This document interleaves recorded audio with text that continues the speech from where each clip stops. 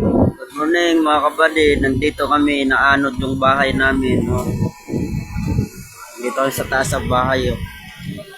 So grabe talaga yung pinagdaanan nila mga paps, no? Ibig sabihin ay magdamag lang sila dyan sa taas ng bubong. Grabe mga paps, no?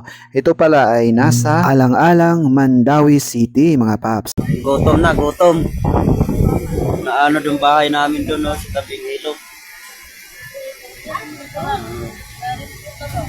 Walang rescue kasi rescue, nahirapan din. Hirap ang rescue papunta dito, mahirapan.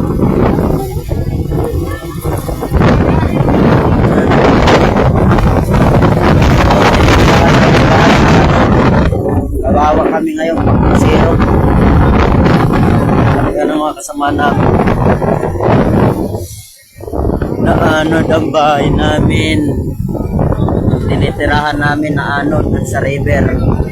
So ayun mga paps, grabe talaga, no? Ang mahalaga naman mga paps, at least safety silang lahat, no? Mababasa naman sa title, no? Sa live ni Sir Gary. Sabi niya, ang hirap mga kabady, ang kinalalagyan ko ngayon.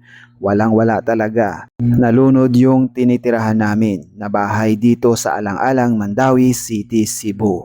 So ayun mga paps, no? At eto nga, no? At wala na yung bagyong Tino, pero ito na naman mga paps, no? May kasunod na namang bagyo at tatawagin itong Uwan mga paps. So ayan lang, no? At pray tayo lagi mga paps sa lahat ng mga nasalanta ng bagyo. Manalig lang kayo sa taas at lagi kayong mag-ingat. So yun lang yung ating update for today's video mga paps.